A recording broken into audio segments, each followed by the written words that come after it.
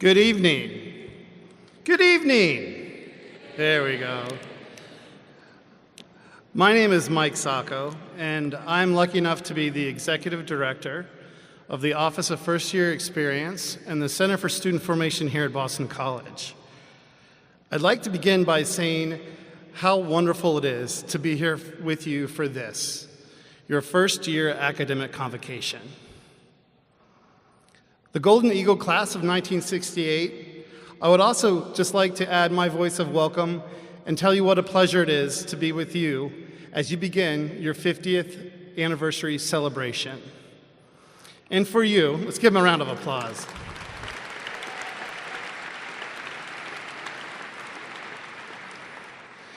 And for our newest class, the class of 2021, I hope that my voice can just be one of many that have hopefully been echoing for you the last 2 weeks as you've joined us here at Boston College to say a wholehearted welcome. The last time I saw most of you was at your orientation. You remember orientation, those good days when you were at Boston College carefree. The only thing you really had to worry about was those orientation leader icebreakers or maybe winning the dance competition at Plex Night, picking out your academic schedules. How odd it is, perhaps, then, just 2 weeks in, how busy and different your life is.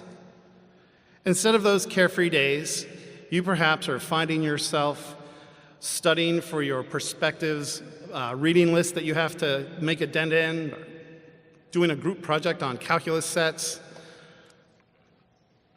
It's remarkable to compare those days. Of course, this all has been happening as you've adjusted to your new life here on campus, where you're literally learning the way around or negotiating a new relationship with a roommate, or for many of you, maybe 2 new roommates, right? It's no wonder then when I asked one of my academic advisees this week when we met, I asked her, what word would you use to describe your first couple weeks at Boston College? And she looked at me, somewhat exasperated, and said, busy. Indeed, Boston College is a busy place. And your journey through this Jesuit education will be rigorous. It'll be demanding, and it will also be extremely rewarding. You might remember the last words I shared with you on orientation. It was a piece of advice. I don't know if you remember this. I advised you to make BC a smaller place primarily by getting a conversation partner. We talked about how conversation partners don't necessarily just happen. It takes some effort. You have to reach out to perhaps a mentor, a faculty member, maybe a new friend. Much like those lanterns that you just carried across the campus, great conversations often start with a spark of interest, a good question, or just the ability to slow down and be attentive in the presence of another person. Well, that's why we're here tonight. Conversations in the first year. That's what this event is all about. It's an opportunity to collectively engage with your classmates, your faculty, our speaker tonight. We hope that tonight sparks something in you and can serve as a meaningful launch to your first year academic experience. And with that, it is now my pleasure to introduce to you our university president, Father William P. Leahy of the Society of Jesus. Thank you.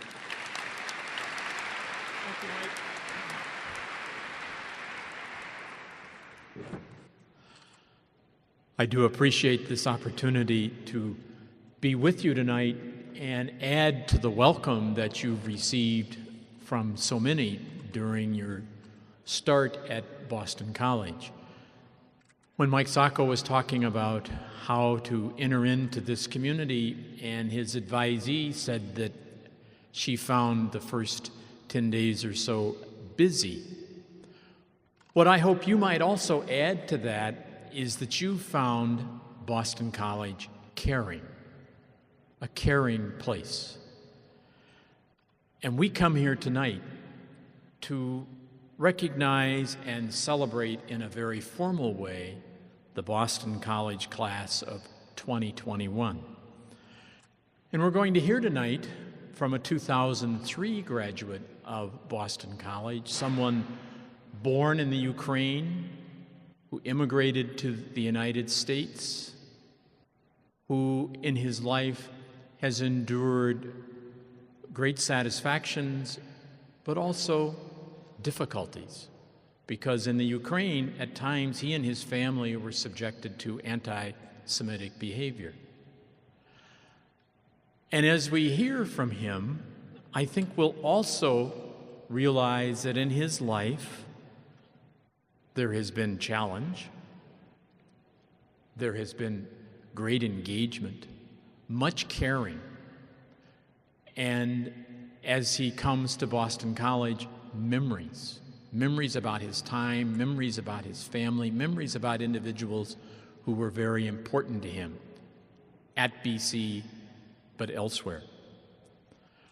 And so he has his story, just as we have our stories. We all come to Boston College from different places. We made our way here in different processes. And so as you start at Boston College first semester, I guess what I would like to do tonight, besides saying how delighted I am that you're here, is to encourage you to enter into those conversations that Mike Sacco talked about. And as you are listening to yourself and maybe that discussion partner, you might ask yourselves certain questions. For instance, what excites you today? What are your deepest desires? What do you enjoy doing most? And then, what are your gifts and struggles? All that's part of moving into adulthood and to taking possession of your life. And what we're committed to doing at Boston College is being companions with you as you're on that journey.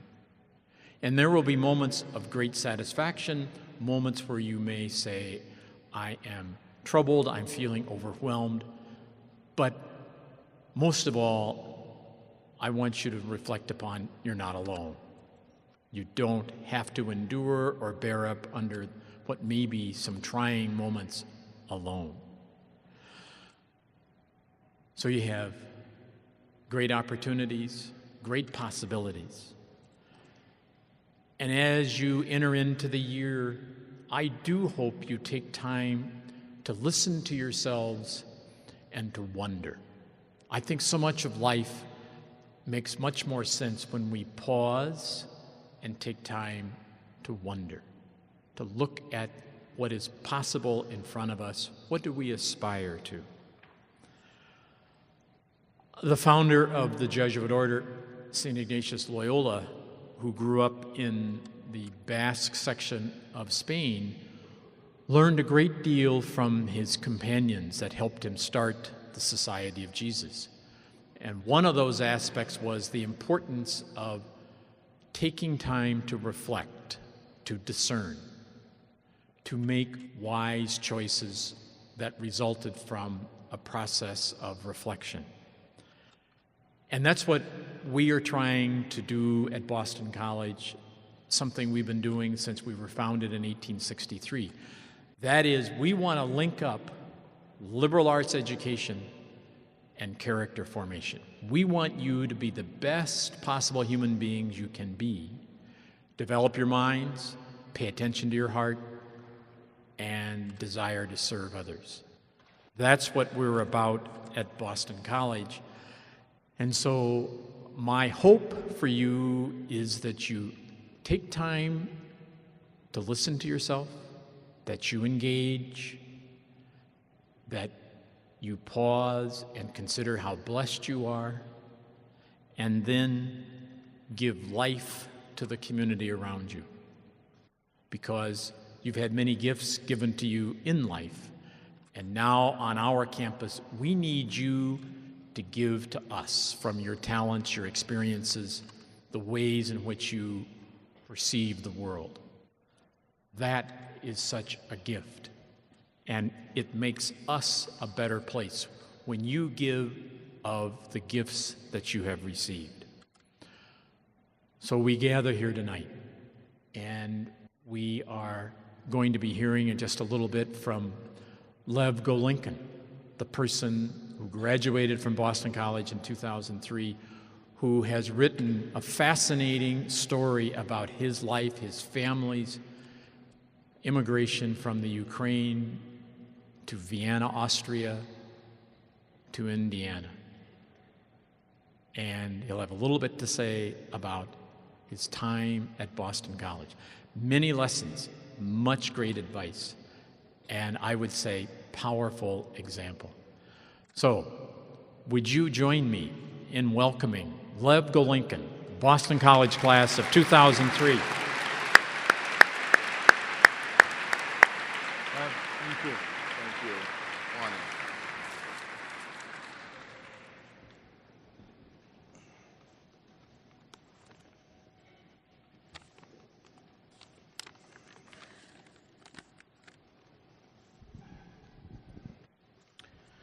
Hello. Thank you, Father. Thank you, Mike. I'm thrilled to be here. I still remember when Michael called me and said they were considering having me at BC, and I said, why? And he said, well, listen, you know, we bring a lot of strong, impressive people all the time, and this year we just want to dial things back a little bit and bring somebody who's weaseling through life, but not like getting arrested and stuff. And Mike said, you know, what did you do today, Lev? And I said, well, I was supposed to be working on an article, but instead I overslept and watched cat videos. And Mike said, you're going to be perfect. Just be yourself. So here I am. Most of all, I'm thrilled for you guys. I'm thrilled to see all of you here. This place has impacted me tremendously. And it's like, you know, when you see a movie or read a book that you just want to share with someone because you love so much. I know you guys are going to have an amazing 4 years of experience here, and I'm just so glad to see you here at the very beginning. So, as far as the talk tonight, whenever I talk to an audience, I don't want to tell them something that they already know, okay? So I don't want to tell you, you know, work hard, things like that, because you know how to work hard. You're here, okay? And some of you may feel like, you know, well, I don't know how I got in, maybe they made a mistake. But the admissions people are really, really smart. Like, they're good. So if you somehow manage to fool them into admitting you, just continue the charade until you get your diploma, and then you can waltz out of here. So point is, you do know how to work hard. I also, unfortunately, I don't have to tell you much about all the things that I write about in my book and that I write about in articles, because CNN has been stealing my material. You know, like, I don't need to tell you about refugees. I don't need to tell you about immigration, about neo-Nazis. You just turn on the news. So I thought a lot about what I'm going to tell you, and I think it's going to be 2 quick stories, because I want to tell you the 2 stories and then get to your questions, which is what's really important. The first story is about the book, and this is a story that did not make it into the final version for reasons that are going to become clear momentarily. So a couple of years after graduating Boston College, I wanted to track down the different people who wound up helping my family and hundreds of thousands of others when we were refugees. And I was very emotional about to begin it, because when you're living as a refugee, when your basic needs are unsure, when you don't know when you're going to have dinner tomorrow, or if you're going to have dinner, or where you're going to live, or who's responsible for you, things become very simple, and you remember when you encounter somebody who helps you feel human again, you remember that person very, very well. So I had this glowing memory, even though I encountered so many of these people when I was little. I remembered them. Some I haven't met, but I still was so excited. And one guy I wanted to find was Bill. Okay. Now Bill was my family's caseworker. So he was somebody who was in New York, moving files so refugees can be admitted into the United States. We hear about that a lot in the news today. And I mean, talk about an amazing job, because this guy would move papers, and families would be able to come to the U.S. from across the Atlantic. Really impactful. I didn't know anything about Bill except for his full name.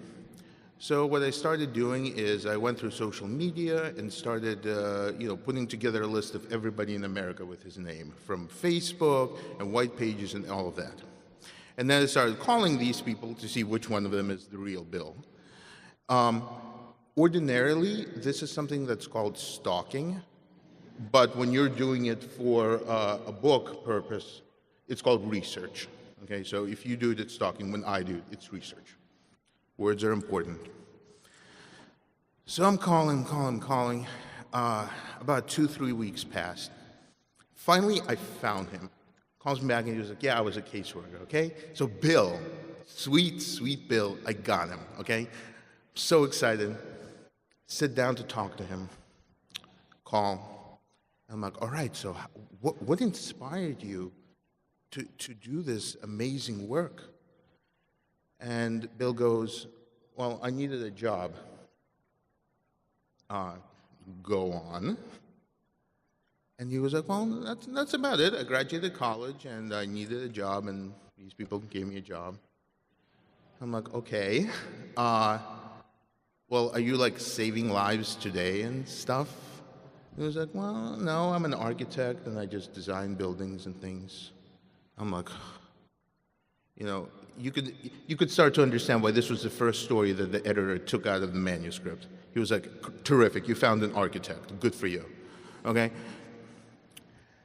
And here's the funny part, though. As I tracked down all of these people, I kept expecting to find these saints, these people like, the Malala girl from Afghanistan and Pakistan, okay?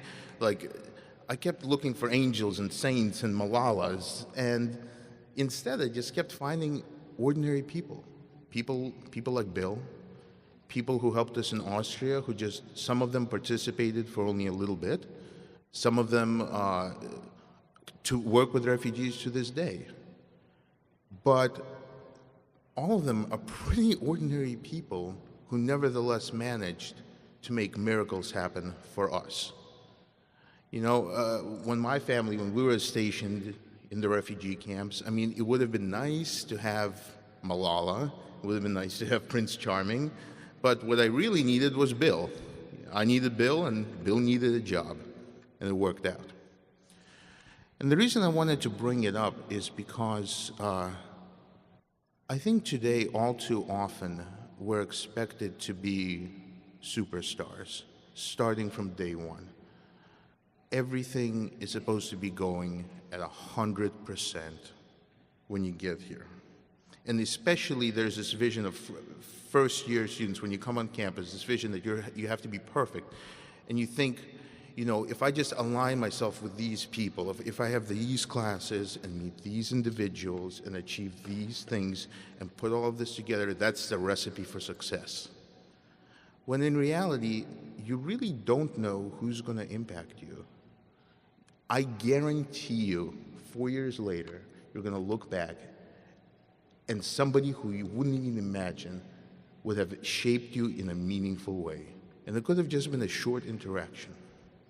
You never know. And the same goes for yourself. You do not know what you're going to be doing, the things that you need to accomplish. And especially for the first semester, a big part of your job is to orient yourself and to get yourself situated. and you don't have to worry that you're not feeling 100% comfortable right now, okay? Do me a favor, raise your hand if this is your first time fully living on your own. Like, 100? Okay, that's a lot of you. Thank you.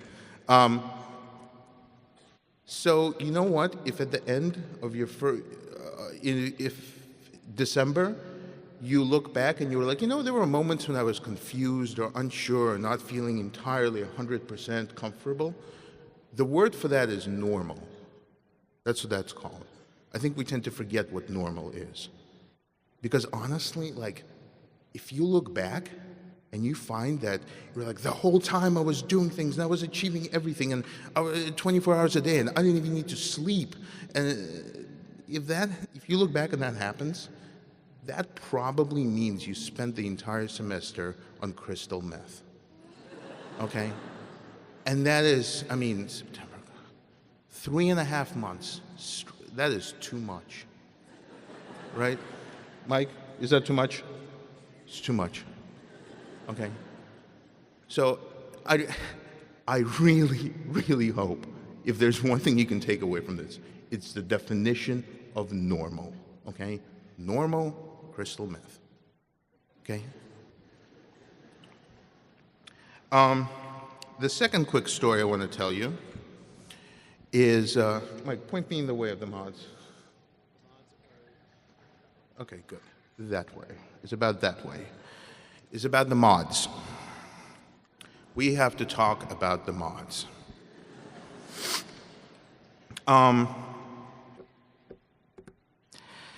You will notice, if you go around, you will notice that the mods are surrounded by a fence, about this high black fence.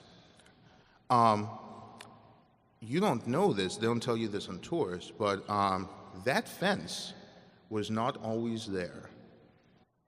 Isn't that right, Father Leahy?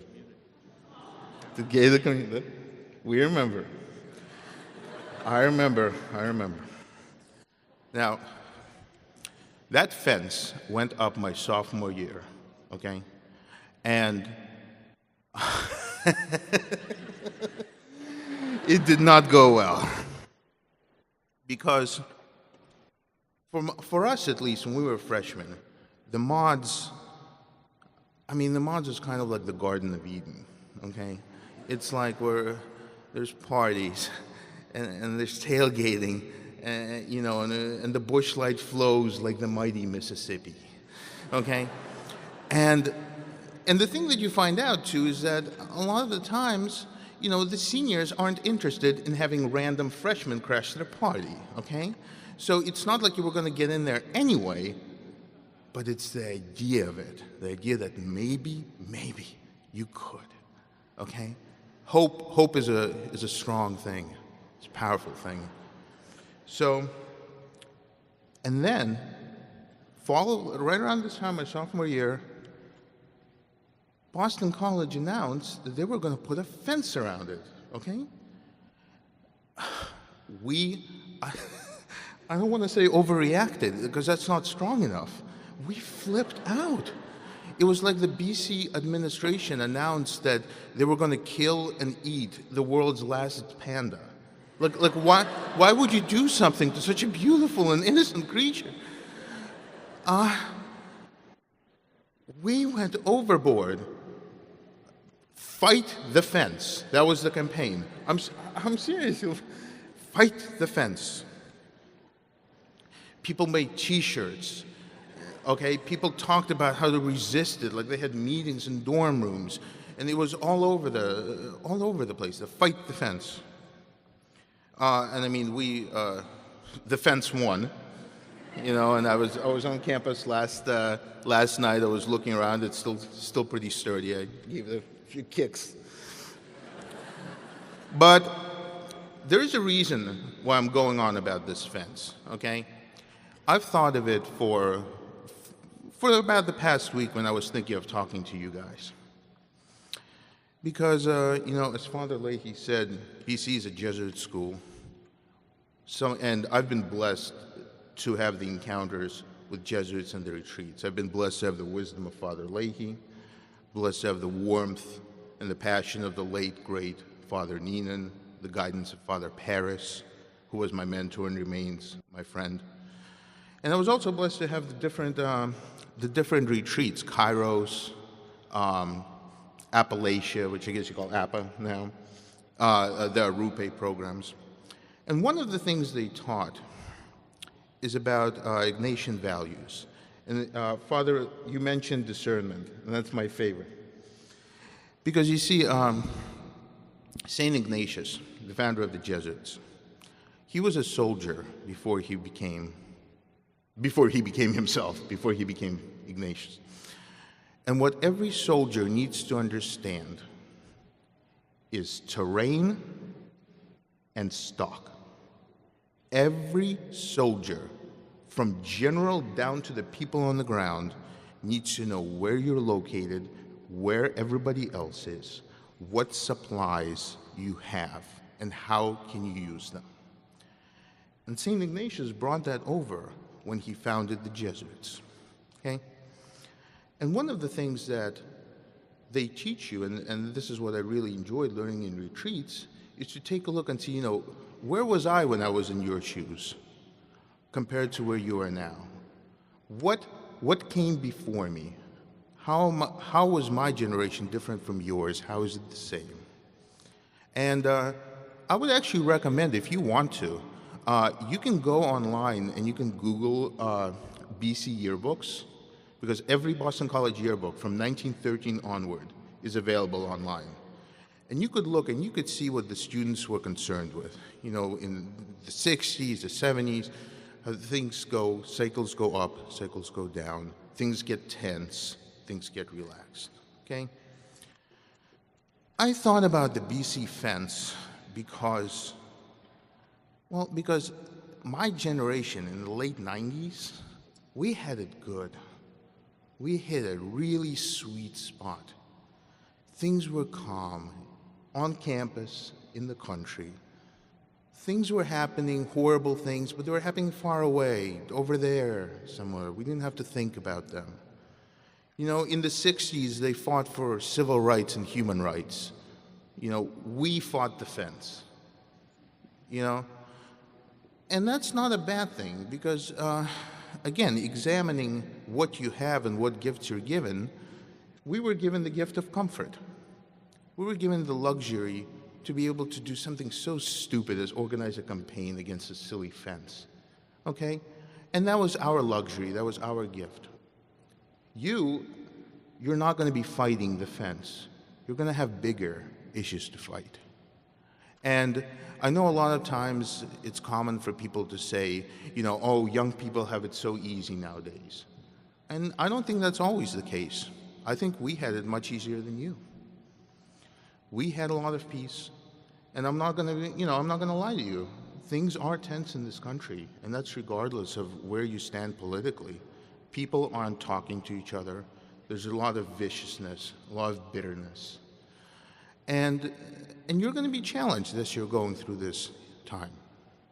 But, and this is the last thing I want to remind you of, just because you don't have the gift of comfort doesn't mean that you're without gifts.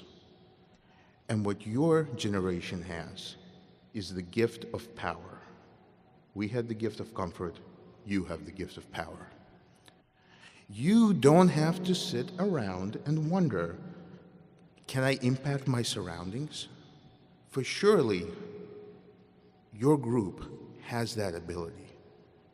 You can put together in 140 characters, in one tweet or in one Instagram post, you could take another one of your peers and you can make them feel like crap.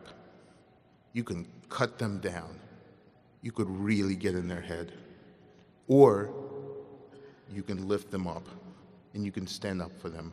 You can make them feel worthy, feel that they're needed and respected as a human. And you can do it with a push of a button. You don't have to wonder whether your voice and your body on the streets and your presence and your ear is important. I'm serious, we thought, we volunteered, we did things, but we kind of felt like we weren't that needed, so we focused on silly little things. We looked back at all the different struggles for civil rights and said, we're doing just fine. Things were easy. You don't have to wonder about your impact, because there are people who need you to stand up and to advocate, or even listen, because listening is also a skill and one that's not used often. You do not have to wonder whether you joining a protest or standing up or fighting for rights is important. Because, look around you. People are fighting, and your voices and your bodies are needed. And the last thing I want to remind you of is to remember that you do have the gift of power. To connect with that power, to recognize that power, to use that power, and please, use it wisely. Thank you.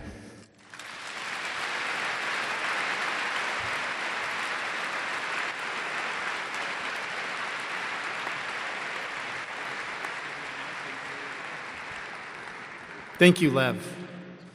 Lev has graciously agreed to take questions either about his remarks tonight or about anything related to the book that you read.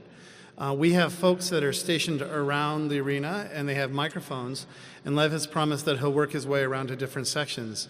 So could you please help me welcome Lev back up so he can take some of your questions. Thank you, Lev.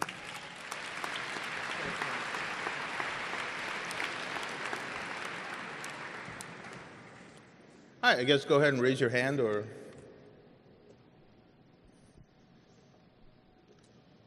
quietly sit there. Okay, here we go. Hi, how are you? Hi. At your time at BC, what do you think was the most impactful moment or experience that really shaped you? Well, besides what I wrote about the conversation with Kilcoyne, you know what? I was in the marching band for a couple of years. I can't see you, but I can hear you. And I was very nervous going on campus. And one of the best things to happen to me was I took a walk around the reservoir with somebody else in the marching band who was like, you know what? He was a sophomore, and I'm still friends with him today.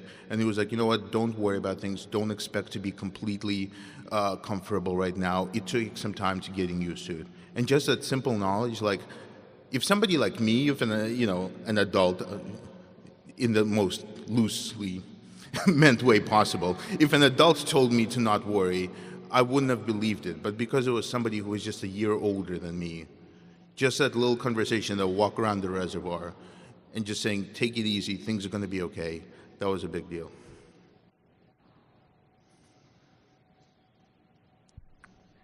Hello. Hi. Okay. What would you say to kids nowadays that don't feel identified or proud of where they come from? What would I say to kids who don't feel proud of where they come from?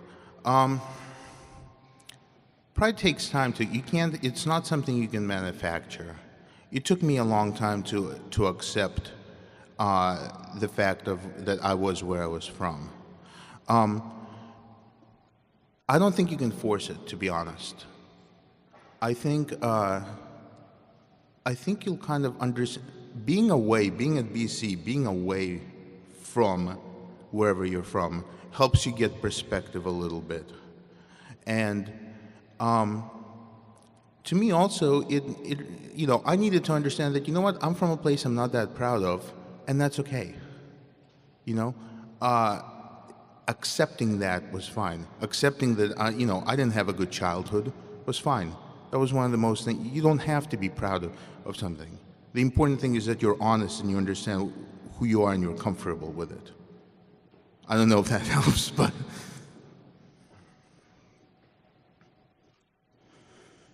Hi. Hi, can you hear me? Okay. Yes. How do you feel you've changed as an American in comparison to now than to when you first came? First came to BC or first came to America? America? It took, I wrote about this in the Boston Globe. It took me a long time to feel an American. And for me, it was things that I couldn't, my citizenship ceremony wasn't a big deal to me because it was just a certificate. What made me feel like an American is, you know, immigrants, when you first come here, you call Americans them, and you call yourselves us. You know, like my parents would have, you know, them always meant Americans, you know. And at some point during my college years, I started thinking of us as Americans. And that's not something you can control, it's just how your mind works. And that kind of helps, that kind of helped me feel more as an American. But part of it was also, I had to accept that I'm never going to be a full American. You know, I'm always going to be somebody who's kind of between worlds. You know, I speak English with a Russian accent. I've been here so long, I now speak Russian with an American accent. And I speak Ukrainian like a 10-year-old child. So it's like there's no language that I can speak without an accent. And that's just something I had to admit, that I'm going to be between worlds, and that's fine.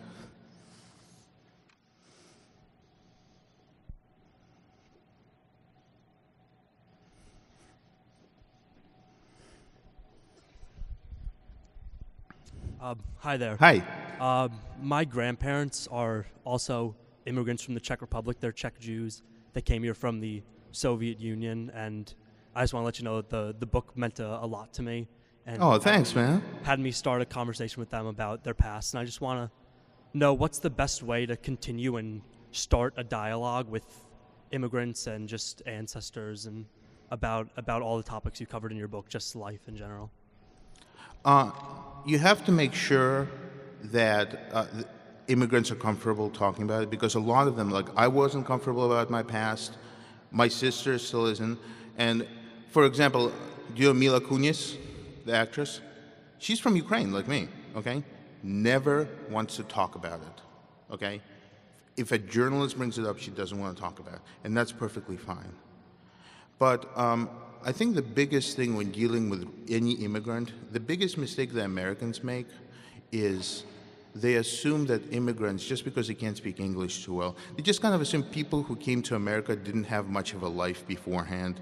It's almost like, you know, these people came from this land whose chief export is helpless people, you know. But they do, because somebody could have come here from Sudan and he might not speak English, but you know, he came from a place where he fit in a culture, he had a standing in the community, he spoke that language, he was comfortable, he had an entire life of experiences. And that is honestly, it sounds like the easiest thing in the world, but people do it so often where they assume that an immigrant, the life before didn't matter and that they didn't have a life before coming to America. So just understanding that there's a lot, that just because they can't express something that don't have, doesn't mean it's not there. I would just say that's easy, and just showing genuine interest in it goes a long way, a long way. Great question.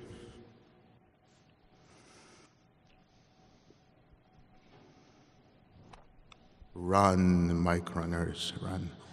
There was a man right there. Okay, we'll get you next too. Okay, we'll get you next, bud. Is there anything you regret not doing your... Disembodied voice, where are you? Is there anything that you regret not doing your freshman year that you like definitely encourage us to do? Yeah. I was thinking about it. Most of the things, at least with me, there's nothing that I really regret doing. It's the things that you regret not doing. That, you know? To me, I should have probably, I should have been much more upfront with my parents. Talking to them, telling them I didn't want to be a doctor, that was terrifying, so my solution was to do nothing about it. That didn't work out.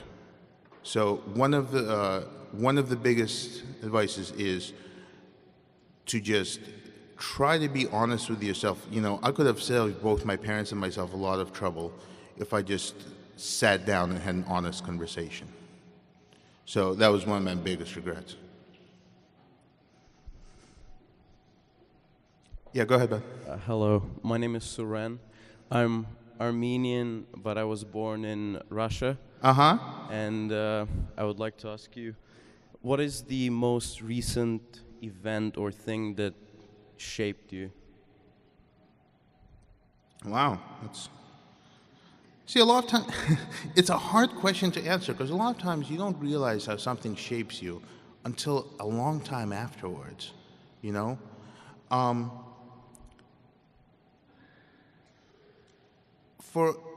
tell you this. When the book first came out, and there was no refugee crisis, okay? And then suddenly, I started seeing these people going through what was the most horrible, compared to my family, it was a luxury cruise compared to what they're going through now. I started feeling the weight that whether I want to or not, when I write something about refugees, it might impact people, how they react to refugees now. And I started feeling that need to be responsible for it, that I'm not just speaking for myself, but I'm helping shape the image of people who are refugees and they cannot speak for themselves. That was that made me be very careful with everything that I say and write. It made me feel like an adult, I guess. Спасибо. Не за что. Yes, and do you want to... Hi. Hi. I just wanted to know, what's your opinion on the American dream as it relates to how you and your parents had to get used to a new way of life and culture? I wrote about this in the Washington Post, and I said, the American dream isn't free. Every immigrant pays the price, and the biggest factor is the age at which you come to this country. The younger you come, the more you can assimilate, So a lot of times the older immigrants, they really pay a heavy price. But I'll tell you this. I was doing a radio talk, okay? And there was a guy, they interviewed somebody who's a refugee from Sudan, who is living homeless in the streets of Paris. And this guy was spending all of his time learning English, and his whole dream was to make it to the Bronx, okay? And he wanted to study to be a therapist in the Bronx. And afterwards, I was talking to a friend of mine about this, and he was like, man, this guy's gonna be disappointed if he ever goes to the Bronx. And I said, no, because you know what? Right now, the idea of the Bronx is helping this guy keep going. And right now, millions of people who might not make it to the US, but the idea that they could possibly one day make it helps keep them going. The United States, just by existing, gives people hope. That much I very, very much agree with, and I think the American dream still is alive, and it's helping people get through hard times right now. You've been waiting for a long time. If we brought our books, would you be willing to sign them after? Yeah, sure. Okay. Oh, that was easy. Okay. Yes. Hi. Hi. What do you think are the best ways to deal with ignorant or misled people, like the people who you met in your book, the anti-Semitic people? Well, there's two ways. Sometimes people are set in their ways and there's nothing you can do but make sure they don't cause harm, okay? People who marched in Charlottesville, there's little, I think, some of them aren't going to be converted today or tomorrow, okay? But I find the best way here's what I think, okay? Every person knows what it's like to be lonely, to be scared. It doesn't matter if you're a privileged white kid, you've still experienced these emotions, okay? And what I try to do is when I'm engaging with people, is to try to get them to relate this to others. You know, hey, you might be a privileged white kid, but you know what? You might have just, something might have happened. People might have made fun of you. You know, you felt crappy, okay? So I'll take that and I'll kind of build empathy off of that and just be like, all right, well, you know what? This is how a black kid might feel, with police in one case or whatever. Or, hey, this is the first time you were afraid for your safety. Welcome to the life of so many others, okay? I think empathy is the best way to do this, because if you can just build some sort of an analogy where they can just start to understand, that's a great way to get them to talk about. And honestly, so much of it is just a conversation. Father and Michael are right. There's so much you can do in a conversation with just a simple start like that. Trust me. Hi. Oh, corner front, yes. So, while immigrating to America, would you say you were able to find a home away from home, and how? Yeah. And again, as I said before, I had to acknowledge that, I'm not gonna be a native-born American. But I was able, I love New Jersey, was able to understand that, that feels like home. So, and again, that took a long, long time to finally start feeling like it was, my own place. But yeah, I was able to find it.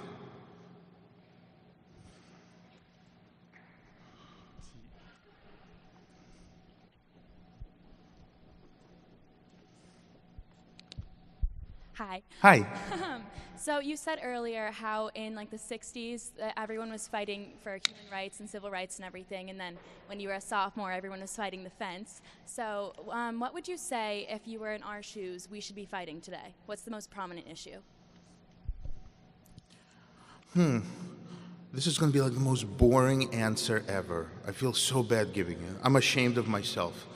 But campaign finance reform. Nothing can be done without campaign finance reform.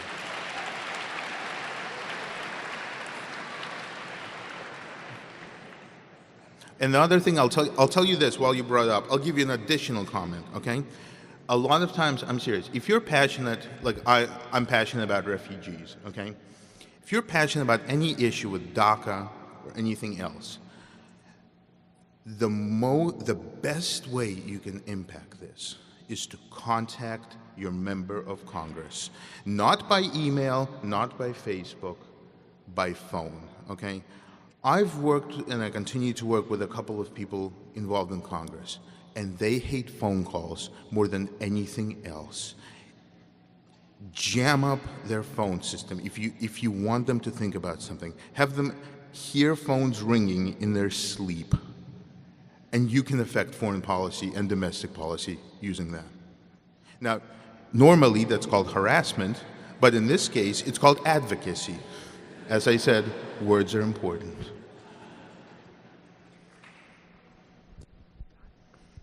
Wait, should I just start? Okay, hi. Wave, whoever is saying hi. Okay. Yes, okay, You're thank right. you. Fine. During your okay, I'll just to the left or to your right. Okay. Oh my God, somebody else was saying, you look like you were talking. Go ahead, yes. So especially after reading your book, so my grandparents are Ukrainian Jewish immigrants. Mm-hmm. I've been trying to convince them to go back because they refuse. Mm-hmm. So I was wondering if you think that's important, or for some people it's better to just keep it in the past, because like you said, you can't have a future if you don't have a past, and I kept telling them that. So I wonder what you think of that. I went as far back as Austria, but I did not go to Ukraine. And for me, I know I have to go back one day, but to me, the night we left was the happiest night of my life. And I don't want to spoil that memory. I can say that you can't go back unless you're ready for it. It's not something you can force. For example, my sister still wants nothing to do with the past. you know. Or I remember I was out, I mentioned this earlier today, I was out with my friends, and we asked, one of my friends for some reason asked somebody with an accent, like a parking attendant, you know, where are you from? And the guy, who was clearly not from New Jersey, once again was like, I'm from Jersey. And my friend started hassling him. I'm like, leave him alone, man. Right now he needs to be from New Jersey. He doesn't want to tell you, you know? So, your grandparents probably, when they immigrated, they had to deal with the Soviet Union. They had their voices suppressed. So honestly, at this point, if they choose not to go, it's kind of like my mother. She doesn't vote. And when I tried to get her to vote, she said, my whole life I've had to vote in fake elections that the Soviet Union forced me to vote in. I'm going to exercise the power to not vote. And I was like, all right, Mom, you're okay. So it'd be nice, but you don't have, you know, I wouldn't force them at all, unless they're ready. Yes, the one who I thought that you were talking to me. Go ahead. During your time at BC, how good was the institution at addressing the needs of students of color as well as other marginalized groups? Okay. Well, first of all, it's a hard question for me to answer because I'm not a student of color. Okay? I'll tell you this. My parents were very concerned that they were going to try to convert me to Catholicism. Okay? I didn't feel pressured, but it's a hard question for me to answer because I don't know what a student of color or a marginalized group went through, okay? But I do tell you that in talking to these gentlemen and other people from BC, it would be very hard for me to imagine that all voices aren't heard and attended to. And I really do mean that. You know, I have never met a member of the BC administration who was closed-minded to that. That's one of the reasons why I really like this place. Hi. Based on your life and everything you've seen and you've experienced, what is happiness?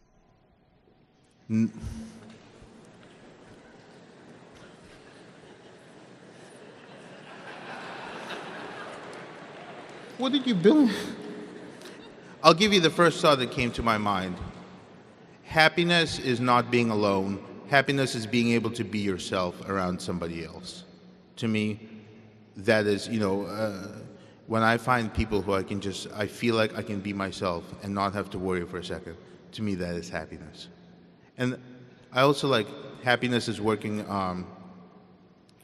I greatly enjoy working on a project with other people. Like when you're working towards a good goal and the other people, you know, are also excited. Like I feel the happiest, like I don't like vacations. I feel the happiest working on something good and getting things done. Thank you for that hardest question ever. Yes. So in your book, you described your time during the first grade in the USSR. Did you ever see that time as normal, or did you always know that there was somewhere else that could be better?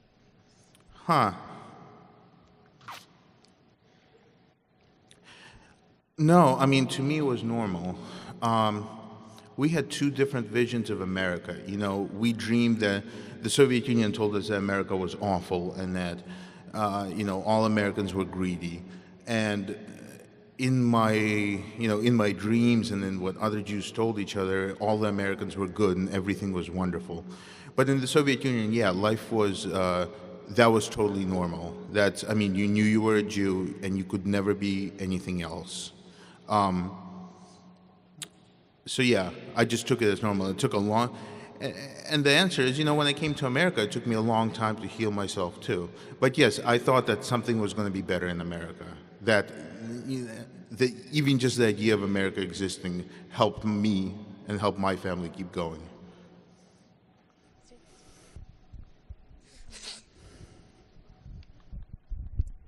Good evening. My name Hi. is John, and thank you for coming out to talk to me. Oh, thanks for having me, man. I'm actually a Mexican immigrant and a first-gen college student. I'm wondering how, given our diverse backgrounds, how did you enter the conversation when coming to BC?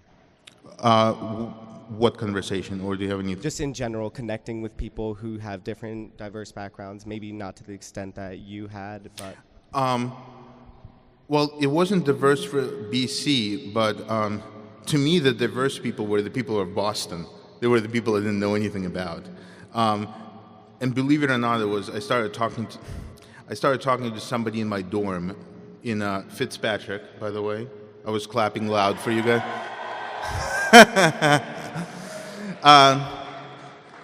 I started talking about baseball because I didn't know anything about baseball. Like, coming from Mexico, it's different.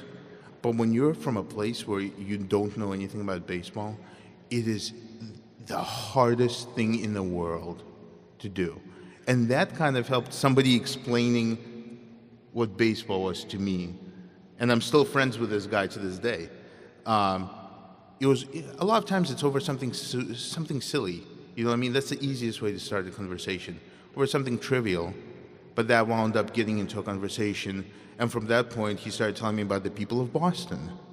And from that point on, that's how we did it. It started with something small and grew from there. Hi. Hi. So out of all of your experiences and accomplishments, is there a particular moment that you would call your proudest moment? Yeah, I had two. I had a personal and I had a real one. Okay. I was talking about this one. The personal, the nice feel-good moment was when my friends stopped getting excited that I was getting into the New York Times, because they started seeing it as normal. To me, that was like, oh my God, they expect this of me. That was like that made me feel like I was kind of working on it. But the single best moment to me is there was a woman who came up to me and she said, and you could tell she was a lot emotional about this. She said, "I will never again speak rudely to somebody with an accent." And just hearing her say that made all the years I put into the book made it worth it. To know that somebody's going to change their behavior towards immigrants based on something I wrote.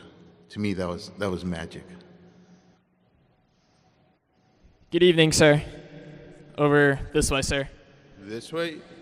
Yes, thank you. I just want to start off by saying thank you for coming here. And just you speaking about your experiences takes a lot of courage on your part to be able to be so open with others. And as you're saying before, this class and our generation is in a position of power to be able to be of service of others. How do you remain faithful and actively recognize that you and us, our entire class, can have an effect on the people around us? What's your reminder, or what do you recommend that we keep in our minds as we go throughout our daily days to not forget that we truly can have a great effect on other people?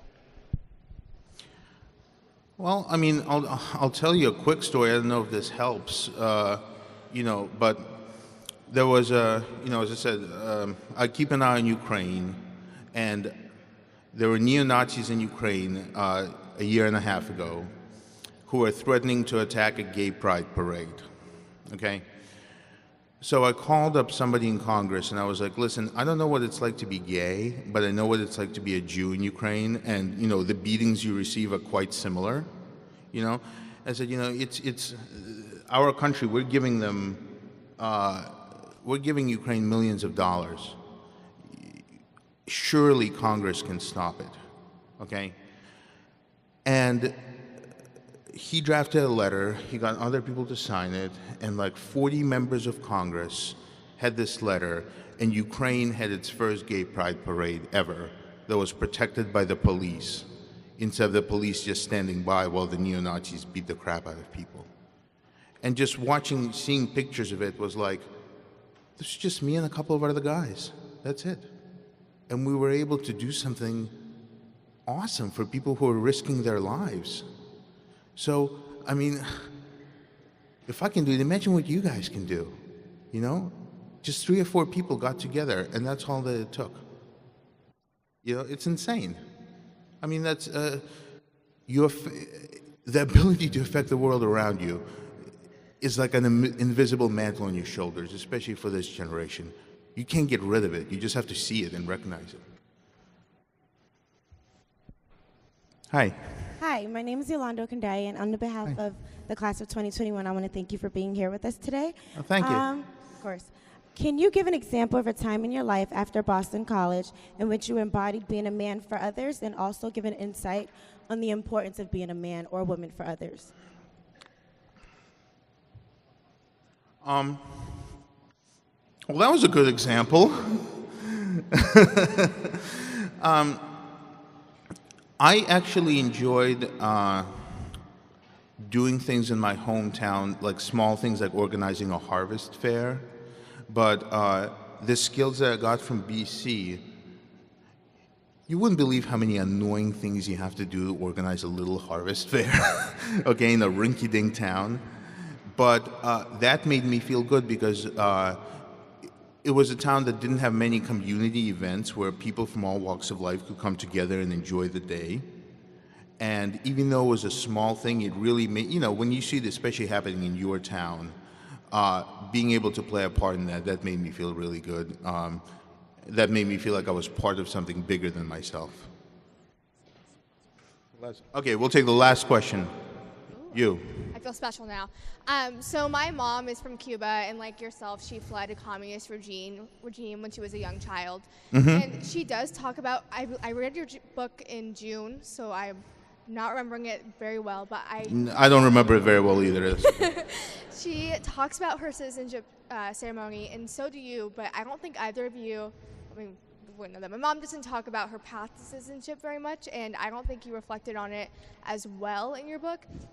And in this current discussion of immigration, there's a lot of rhetoric about just stopping the conversation at come here legally, become a citizen, then come here. So what do you have to say about your family's path to citizenship and how and to people who just end the conversation at do it legally?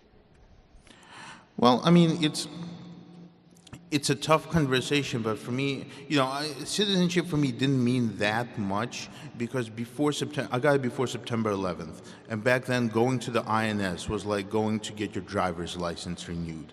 Like it was just the most soulless, draining experience of your life. Okay, so after September 11th, they started really changing the practice of it. But before, it was just very bureaucratic and very cold. You know, it's hard for me to speak of illegal immigrants, actually, because even the other day, I remember somebody was, when they were talking about DACA, and then somebody who came here legally, I remember they were talking about it, they were like, I feel these people's pain. And I was like, I felt weird. I was like, we came here legally, that's different. You know, we didn't have to worry about things that these people have to worry about, okay? I'll tell you this, for most of the time, I mean, the vision that illegal immigrants are destroying society, I mean, we're living, there are people of them among us, they're not destroying anything, we're living in the freest country, okay? They're not, who are they killing? No one. So, but at the same time, I do recognize fairness in that, you know, somebody from Mexico may be able to come here, but there's somebody from Sudan who may need America more. You know, so I think you should, you know, there's no easy answer. I wish I could give you like a snippet answer, but there's none. But I think overall, I don't think we're being inundated. I think there's plenty of room for America, in America. All right. Thank you so much for the questions. Thank you. Thank you.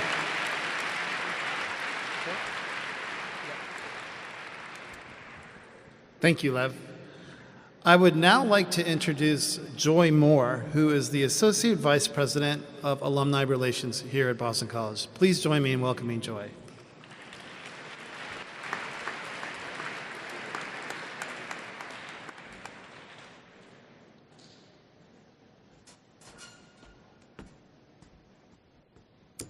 Thank you, Mike. And on behalf of the Alumni Association, I would like to thank Lev for sharing his story in his book, but also here with us this evening. We are very proud of Lev as an alum and look forward to his ongoing connection with Boston College.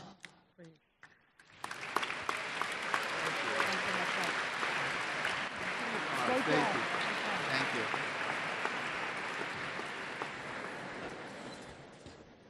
I told him he had to wait to get home until he could open it. As we draw to a close, I would just like to take a moment to thank all of, especially the student volunteers that put a lot of work into the first flight ceremony, getting you all seated, helping us with the microphones. I would especially like to thank Lev Golinkin for sharing himself with us tonight. So one last round of applause for Lev.